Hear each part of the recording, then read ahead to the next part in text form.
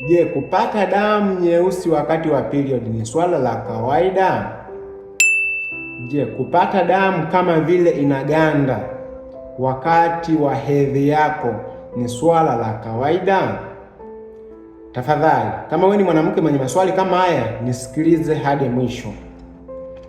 Imekuwa ikitokea wanawake wengi wanapitia hali ya kutokwa na damu nyeusi, aidha inakuwa kama maganda. Hiyo ni hali ya kawaida kabisa, na hii inaweza ikatokana na sababu kubwa, ambayo hasa ni kwa sababu ya kuchelewa kutoka ndani ya kizazi. Damu ikichelewa kutoka, maana yake inafanya oxidation, ambapo inakuwa ni kama inaganda. Ikikutana na hewa ya oxygen, kinachotokea ni kwamba hii damu inakuwa kama inaganda. Kwa nini inachelewa?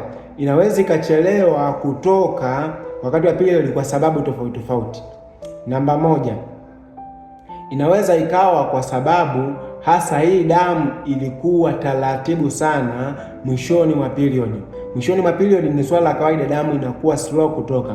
Kwa hiyo kuna nyingine inaweza ikawa ilibaki kwenye hedhi iliyopita.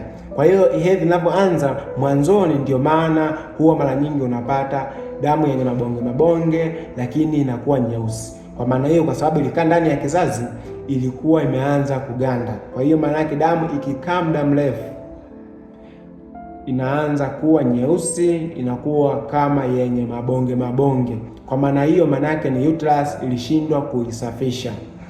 Lakini vile vile hata mwisho wa period inaweza katokea mwingine anatoka mwisho wa period, kwa sababu mwisho wa period vile vile flow ya damu inakuwa ni ndogo.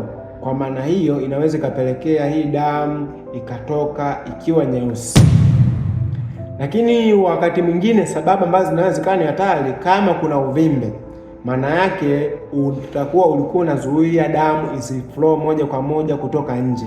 Kwa hiyo kama damu haijaflow moja kwa moja kutoka nje, kitakachotokea ni kwamba inakuwa inakwama kwenye ule uvimbe, hasa kama uvimbe upo ndani ya kizazi, intramural fibroid au submucosal fibroid. Kwa maana hiyo inaweza ikapelekea damu ikawa inakwama pale na inaganda.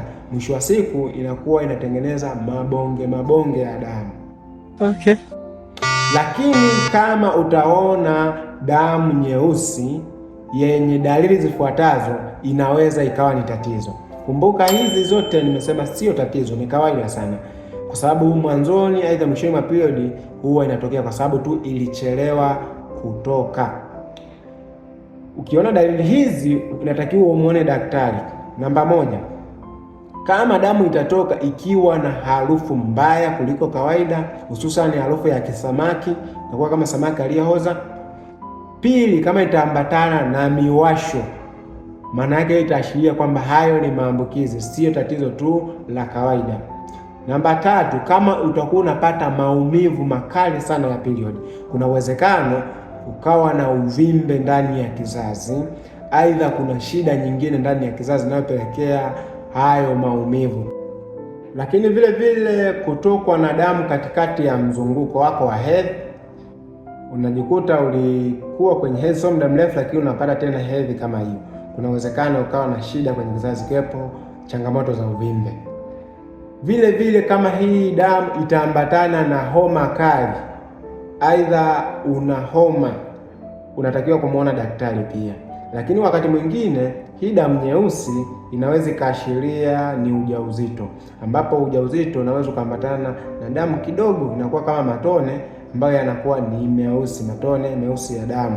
Inaweza ikawa inaashiria implantation, aidha upandikizaji wa mimba ndani ya kizazi. Kama umejifunza, basi share na mwingine somo, lakini usisahau kusubscribe channel hii ili uendelee kujifunza zaidi kuhusiana na afya ya uzazi kwa mwanamke.